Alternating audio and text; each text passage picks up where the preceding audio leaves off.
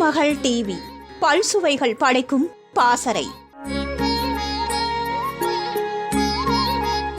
தற்போதைய சூழ்நிலையில் சைவ பிரியர்களை விட அசைவ பிரியர்களே அதிகமாக வாழ்கிறார்கள். இவர்கள் ஆடு, மாடு, கோழி, மீன், முட்டை உள்ளிட்டவைகளை விதவிதமாக சமைத்து சாப்பிடுகிறார்கள். மாறாக சீனா, தாய்லாந்து போன்ற நாடுகளில் உள்ளவர்கள் கரப்பான் பூச்சி, பூரான் இப்படியான பூச்சிகளையும் சாப்பிடுகிறார்கள். இந்த உணவுகளில் மீன் மாத்திரமே இயற்கையாக கடலிலிருந்து பெற்றுக்கொள்ளக்கூடியது. மற்றவைகள் அனைத்தும் பண்ணைகள், வீடுகள் என மனிதர்களால் வளர்க்கப்படுகின்றன. இப்படி ஒரு நிலையில் தேலி மீன்கள் என அழைக்கப்படும் மீன் வகைகளை சாப்பிடுவதால் மனிதர்களுக்கு குணப்படுத்த முடியாத பல நோய்கள் வருவதாக ஆய்வுகள் கூறுகின்றன.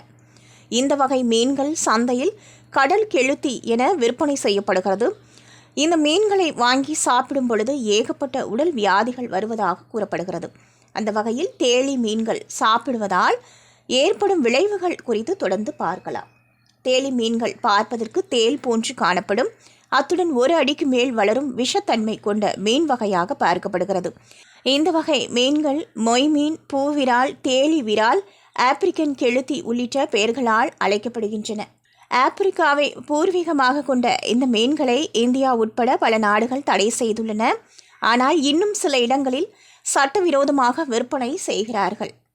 மேலும் தேலி மீனை வளர்ப்பவர்கள் அதற்கு உணவாக கோழி கழிவுகள், செத்த நாய்கள் இப்படி மனிதர்களுக்கு ஒவ்வாத உணவுகளை சாப்பிட கொடுக்கின்றனர்.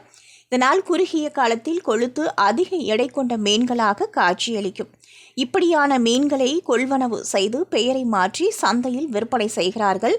இதனை சமைத்து சாப்பிடுபவர்களுக்கு இதய நோய், புற்றுநோய், தோல் நோய், ஆண்மை குறைபாடு போன்ற குணப்படுத்த முடியாத நோய்கள் வருவதாக ஆய்வுகள் கூறுகின்றன. திருமகள் டிவியை லைக் செய்து உங்கள் நண்பர்களுக்கும் ஷேர் செய்வதுடன் சப்ஸ்கிரைப் செய்து